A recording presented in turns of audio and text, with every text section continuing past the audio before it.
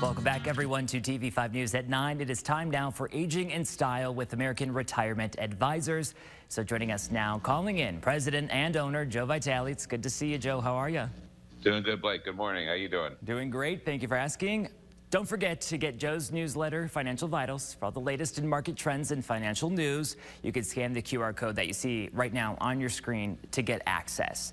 But now today's topic, very, I guess, interesting, timely, Joe, retiring in a recession. Hopefully we don't have to find out. But Joe, ongoing negotiations between the White House and Congress about this debt ceiling is leaving many of us unsure of what's next or what this means.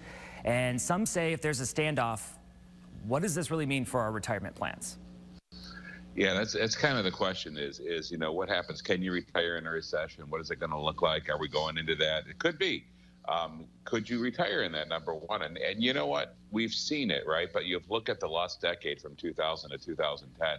We had 3 negative years in a row. And then in 2008, the Great Recession. And how do you make it through that? Well, it's all about having, we talk about that safe money option where you've got predictable income that you could peel off. You've got a safe bucket of money that you can go to. Too many people live and die by the market. And as a result, you know, the market goes down. It's like, oh my gosh, I'm never going to make it. I'm out of money before it's too late.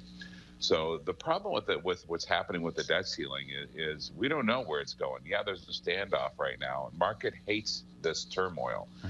And they responded a little bit favorably last week because there were talks, there was negotiations. Finally, the parties were coming to the table and they were trying to work it out. So that's the question, is what's going to happen. The big thing right now is the market turmoil.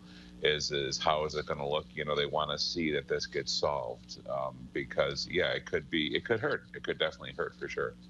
And if the ceiling is not raised on time, what does this necessarily do to, like, Social Security payments? Well, yeah, it could delay the Social Security payments. It could stop the payments, right, until we have the government shutdown.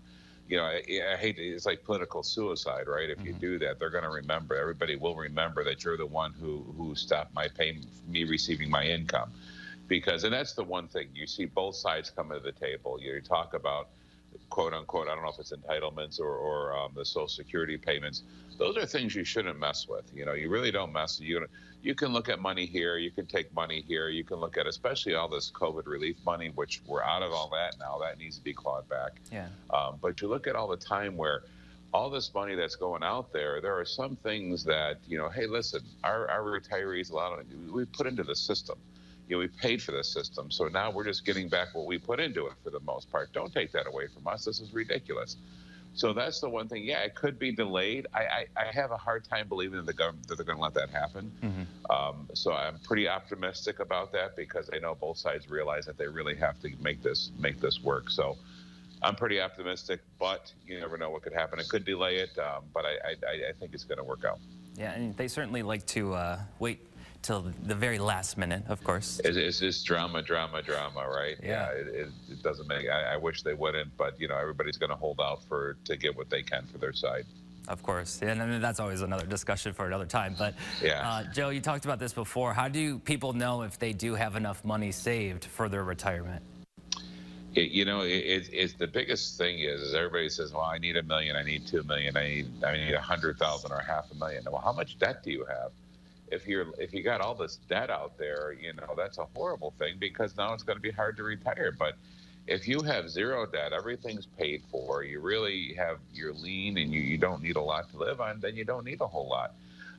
But it's nice to have, you know, the one thing we like to look at is making sure that the debt's at a minimum, making sure your expenses, but you also want to make sure that you have enough to travel or to whatever's important to you. Go on those trips, see the grandkids. Just take some time off because you're not going to sit home all the time. That's not the ideal retirement. For some, maybe it is. Maybe it's, I'm tired of all this. I just want to sit down and relax. But that's one of the things that we do is we show you what that retirement compass looks like. So we plan out the next 30 years, showing how much and see, is this comfortable? Is this the right amount? Does this make sense? Can you live on this? And we try to structure it along that way. How would you say, or what would you say, how much money is really needed in retirement, and should we expect to need the same amount that we have while currently working? And that's the thing. You say, "Oh my gosh, I'm making 80,000 or 100,000 right now. I need that same amount of money when I retire." Some people do. They love the lifestyle, and I get it. It makes sense. And if you can plan that, say, "Listen, as long as I have 80 to 100,000, I know I'm going to be fine." But what a lot of people find out is when they get into retirement, you're not putting into that 401k any longer. You're not driving back and forth. You're not going out to lunch every day, or anything like that. That all that money is like, wow, I guess I don't need that. I thought I needed 7,000 a month, but after all, I really don't. So that's what we find that a lot. So I think if we a little bit under what you're making right now, we basically strip out the taxes, strip out the 401k payments, but we also have to factor in, what about Medicare? What about insurance if you're before 65? What's that going to cost? And that's the other thing that, if you're under 65 and you're retired and you need the health insurance, what are you going to do? Are you going to do COBRA? Are you going to do like a share-based one? Or are you going to do marketplace? And that's another thing that we look at the income, is making sure the income is reduced enough or showing less income to qualify for some of the subsidies with the marketplace. So you have to look at all those different elements and factor all that in. Again, a nice retirement compass puts that all in. So we strip out the taxes, what's going to be net, and making sure that makes a lot of sense. Very good, Joe. Thank you. And what are some ways that we at home can make sure we have predictable income, of course, for retirement? That's the biggest one. We talk about, we talk about having that reoccurring income stream, that mailbox money, that peace of mind money, that sleep at night money. And that's what that is everybody's like, "Oh, well, I've got bond income, or I've got income coming from my portfolio." And that's important. You need to have that. But we saw even with, bond, even that could not be enough if you're taking the dividends and income. What about when the market goes down? What about predictable income? Yeah, dividends help with that. But we love to put those income streams into place, or making sure that we have money that doesn't lose value when the market goes down. As long as we have a good enough amount of money there, we can take from that every month, every year, and use that income stream. So we love to do that. We love a predictable income.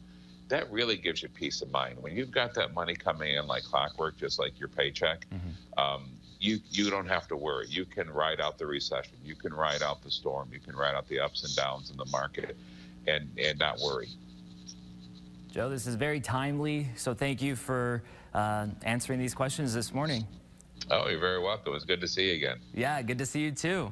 And for those of you at home, don't forget to get market updates and much more through Joe's newsletter, Financial Vitals. Just scan the QR code. And also, more information on today's topic can be found in the Aging in Style page on our website, WNEM.com.